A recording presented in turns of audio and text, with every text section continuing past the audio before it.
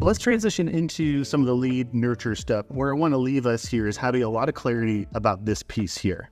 So we just looked at this. We just looked at this idea. That's only phase one. What we just looked at was this center column here. So the other thing that we need to look at is like, what are other phishing campaigns and what are other feeding campaigns? This is what we just looked at. So a phishing campaign might be inviting someone to a webinar. Could be other seasonal and timely campaigns like, hey, it's time to renew this contract. Could be reply back campaigns, other offers and surveys, or other lead magnets, and getting people to ascend and start having conversations. I want to look at the other side when it comes to feeding campaigns. Like, what about retargeting? I feel like retargeting is one of the most no-brainer things every business on the planet should do, including agencies, including all your clients. We spent all this money and time to get someone to interact with us in some way. Why wouldn't we want to have among the most affordable advertising to get back in front of them? So the idea is that certainly there's a long-term nurture that's coming here, but what we want to do is that doesn't mean that we can't put on-demand phishing or feeding campaigns in addition to this. I want you to think of this as like this piece here as the engine that's always running no matter what. Always sending out, you're always sending email, you're always nurturing and nurturing, feeding and feeding and feeding and phishing, but that doesn't mean that there's other times we don't want to accelerate or boost the business. For example, end of the year and you're wanting to do a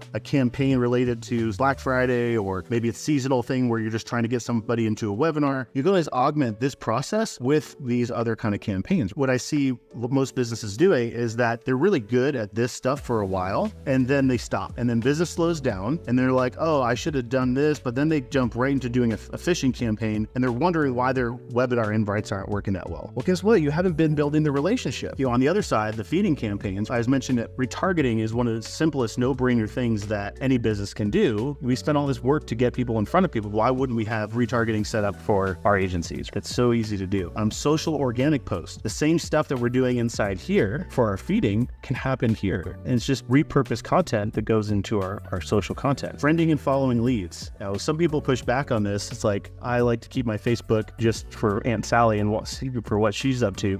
But I'll tell you that one of the cheapest, most effective ways to reach your clients and customers is your organic Instagram and Facebook feeds. It's awesome. Facebook is a platform that some say is on a decline, right? That there's less user growth compared to other platforms like TikTok and other places. They are highly motivated to share the content that you organically post. So why wouldn't you be friends or follow the people who are your clients and customers? It's an easy way to get some of the same organic posts in front of the eyeballs here and build those relationships for both feed and fish campaigns. You can post fresh and timely content, both by email or social, and then any other kind of conversation starter campaigns. And the idea of just getting someone to reply back to a campaign by saying, hey, are you still interested in rebuilding that website that we talked about last year? Hey, are you still interested in getting more customer activity? Those are easy things to start conversations, either from a fish standpoint or just because you're getting to know them. And all this is in service to getting people into this idea here of creating a qualified prospect. And that is what gives us the ability here to kick people out into activating them or into playbooks. So can you see how having this machine running all the time, making sure you're fishing, and then anytime you want to add additional fuel into this can help to create more activity here. So when it comes to warming your own leads, right, this is how you convert leads into prospects, which is what I think most people want when they do a lead generation. They really want prospects.